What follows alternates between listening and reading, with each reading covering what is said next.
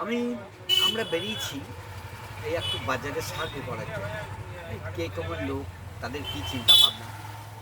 একজন ব্যবসাদারকে জিজ্ঞেস করলাম, দাদা আপনার সকাল থেকে কী চিন্তা ভাবনা? আমার আমার চিন্তা ভাবনা সকাল থেকে দোকানদানি চলুক ভালো করে, দু চার পয়সা লাভ হবে, আমার সংসার চলবে, পেট চলবে, আবার পরবর্তী মালটা কিনতে পারবো, এই আর কি। ও, ঠিক আছে। এই যে ডাক্তারবাবু আপনার সকাল থেকে কি চিন্তা?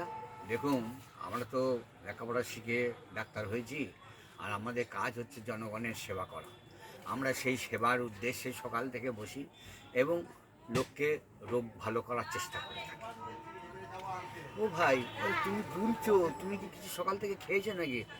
আমি আমার সকাল থেকে তো একটু চাই। তা তোমার কি চিন্তা সকাল থেকে? চিন্তা? আমার ওই চিন্তা সকালে উঠেই যেন একটু পাই। আমার তো ও ছাড়া আর কোনো চিন্তাই নাই, শুধু একটু পাবো আর খাবো।